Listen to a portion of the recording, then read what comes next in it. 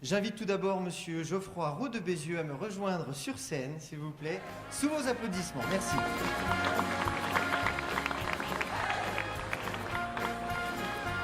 Si vous voulez vous mettre au pupitre ou au micro-main, c'est comme vous voulez. Donc Monsieur Roux de Bézieux est vice-président du MEDEF et président fondateur de Virgin Mobile. Et il vient nous parler aujourd'hui de la génération jeune et de sa vision du monde économique global sur le plan national. Je vous en prie. Bonjour à tous. Alors, je ne sais pas si je vais vous parler de la génération jeune, je ne suis peut-être pas le mieux placé pour en parler, mais je vais vous dire un petit peu ce qu'on fait au MEDEF. Avant ça, le plaisir que j'ai de répondre à l'invitation de Jean-Paul. Moi, je venais dans la région quand j'étais un peu plus jeune pour mes vacances, à côté de Paris-de-Monial, à Saint-Vincent-Brany. Alors, j'y vais plus, mais j'ai toujours plaisir à revenir chez vous. Surtout que c'est une terre entrepreneuriale où il y a beaucoup d'entrepreneurs de qualité. J'en ai un juste devant moi, mais il y en a plein dans la salle. Et un MEDEF dynamique, actif, avec beaucoup d'adhérents. Donc c'est évidemment un plaisir d'être là. Alors un mot quand même sur l'alternance. Évidemment, l'alternance c'est un sujet important pour nous MEDEF. Vous savez qu'il y a une grande négociation en ce moment sur la formation professionnelle. Une négociation qui est clé, qui n'est pas terminée, sur laquelle un certain nombre de positions s'affrontent. Et l'alternance en fait partie. Nous, au MEDEF, on a 3 principes de base. D'abord, un principe d'excellence. L'alternance, ce n'est pas une pédagogie au rabais. C'est vrai qu'on a une tradition un peu culturelle en France de croire qu'on envoie ses enfants de l'alternance quand ils ne peuvent pas aller ailleurs. Je pense que c'est une erreur fondamentale. D'autres pays raisonnent différemment de nous, l'Allemagne notamment.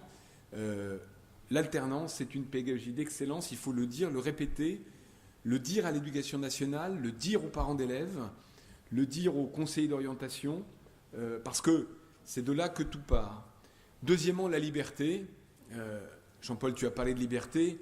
Il faut redonner aux entreprises, aux entrepreneurs, la liberté des formations. C'est à nous de concevoir, de participer à la conception des programmes pédagogiques. Pourquoi ? Pour une raison très très simple. C'est que le monde économique, j'y reviens, est en mutation très profonde et qu'on a besoin d'avoir des formations au plus près des besoins des entrepreneurs. Je crois que ça a été très bien illustré tout à l'heure par l'entreprise Ascot qui a un créneau très pointu. Je ne suis même pas tout à fait sûr d'avoir compris ce qu'ils font, mais on m'expliquera certainement pendant le cocktail en détail et qui donc ne peut prendre des alternants que si la formation est adaptée. Et puis le dernier point d'ancrage, c'est la responsabilité. Chaque acteur doit être responsable.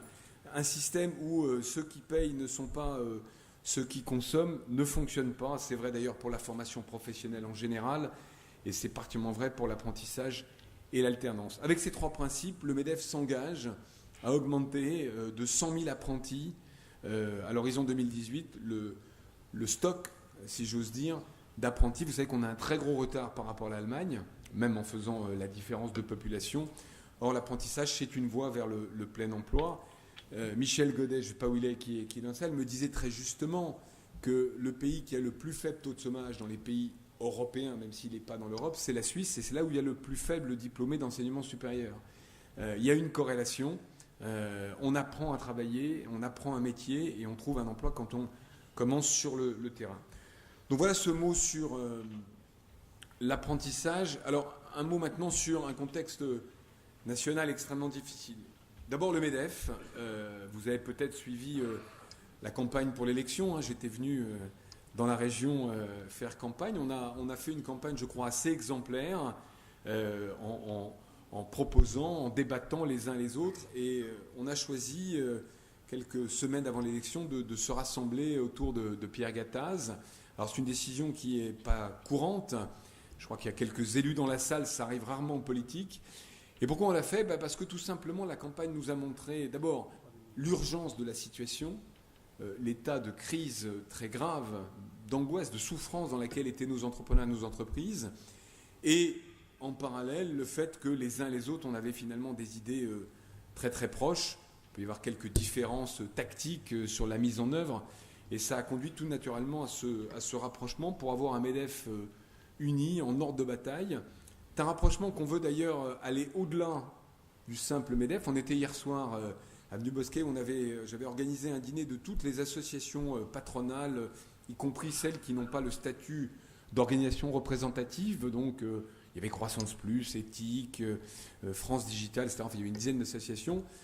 On croit les uns et les autres que dans un moment extrêmement difficile comme on le vit aujourd'hui, il faut avoir un patronat rassemblé. Je suis heureux, j'ai vu tout à l'heure un représentant de la CGPME qui était là. On a besoin d'un patronat uni, non pas face au gouvernement, mais pour faire bloc, pour représenter ensemble le monde entrepreneurial du CAC 40 à la TPE.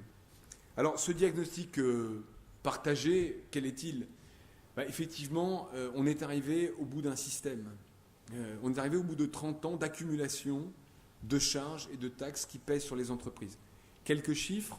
Le taux de marge de nos entreprises est à 28%, tout secteur confondu, industrie, services, là où la moyenne européenne est à 40%.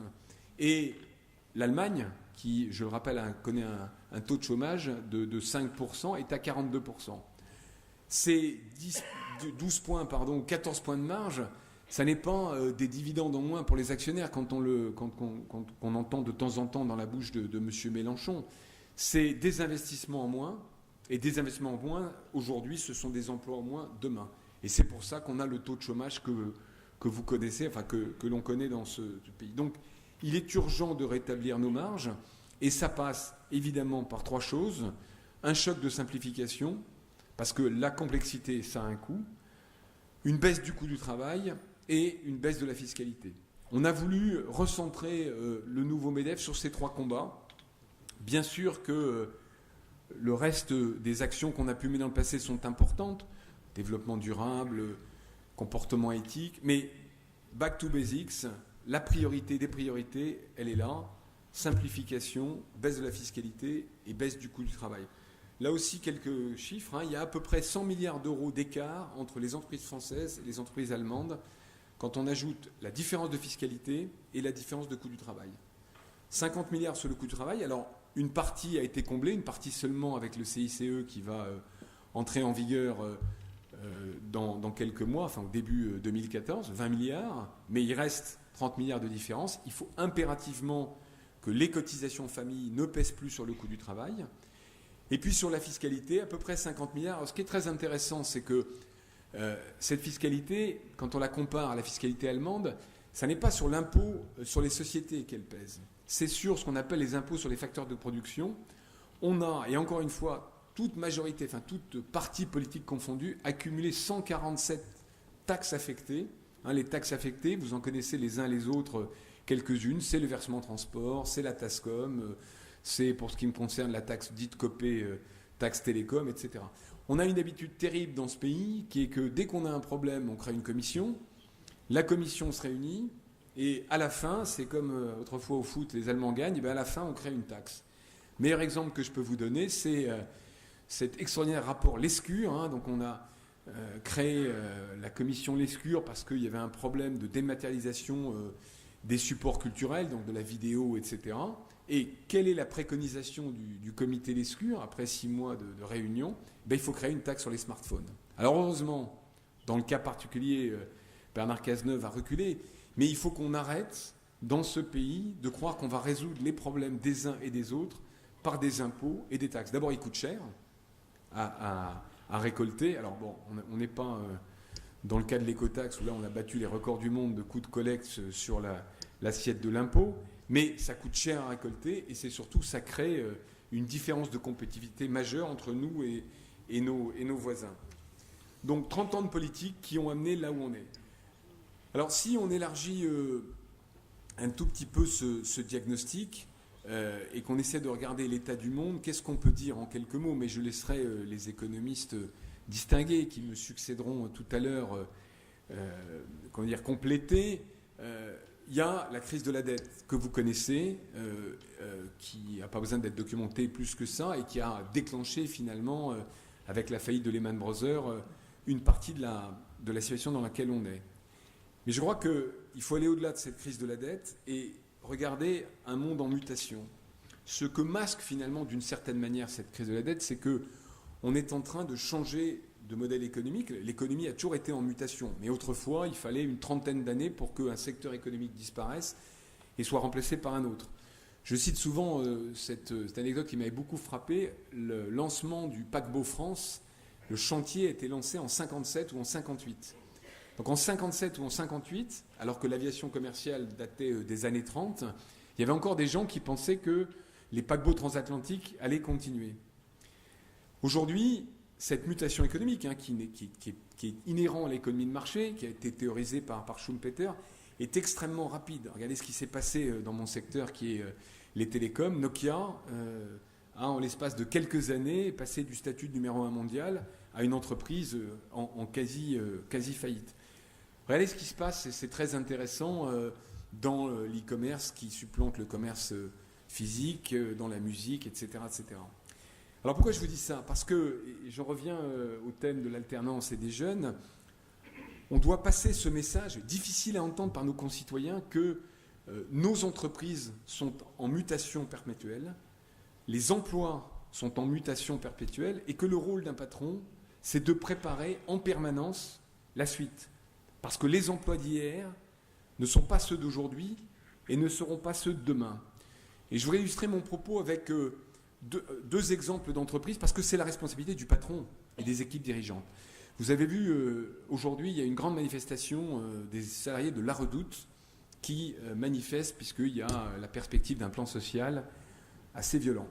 Mais dans le même temps, et au même endroit, il y a une autre grande entreprise de VPC qui avait aussi un catalogue de vente par correspondance qui s'appelle les Trois Suisses. Redoute et Trois Suisses, c'était vraiment le même business model. Il y a 7-8 ans, il ne fallait pas être un patron génial pour deviner que le gros catalogue papier qui était publié depuis 50 ans allait un jour être mis en difficulté. Vous avez un patron au 3-6, j'en parle parce qu'il se trouve que je l'ai rencontré hier et qu'il m'a raconté son histoire, il s'appelle Denis Terrien, qui s'est dit, il va falloir remettre ça en cause. Quels sont nos atouts? Ce n'est pas ce catalogue, parce qu'il y a Amazon, parce qu'il y a Google, etc. Par contre, on est des très bons logisticiens. Ce qu'on sait faire, nous, c'est livrer. C'est trier, préparer des colis. Alors, on va s'appuyer là-dessus, sur la force de l'entreprise, pour restructurer l'entreprise. Et en l'espace de 3 ans, avec les syndicats de salariés, et c'est vraiment un cas très intéressant, il a restructuré l'entreprise autour de ses points forts. Donc le catalogue est devenu une toute petite part du chiffre d'affaires. Il y a eu des licenciements, il y a eu des départs, mais l'entreprise qui perdait 120 millions d'euros il y a 4 ou 5 ans gagne de l'argent maintenant. Et c'est le point le plus important, 80% des salariés qui sont restés ont changé de métier. Alors pourquoi je vous parle de tout ça dans un trophée pour l'alternance? Parce que la formation ne s'arrête pas simplement à la formation d'alternance ou la formation professionnelle. Il faut accepter, et c'est le rôle d'un patron, c'est presque la noblesse du rôle d'un patron, de continuer à former nos salariés parce que, encore une fois, les métiers de demain ne sont pas ceux d'aujourd'hui. C'est le message que je voulais vous passer de manière un peu, j'allais dire, futuriste, ou en tout cas en se projetant vers le futur. Notre responsabilité, c'est de préparer nos salariés et nos entreprises à ce qui se passera demain. Alors je laisserai les grands économistes qui interviennent après compléter en mettant ça en théorie beaucoup plus fortement. J'espère qu'ils seront d'accord avec moi. Et donc quand vous rentrerez demain ou ce soir dans votre entreprise, ayez ça en tête. Quels sont les métiers de demain? Qu'est-ce qui va se passer pour que vous puissiez former vos salariés à travers la formation d'alternance ou la formation professionnelle. Merci de votre attention. Merci beaucoup.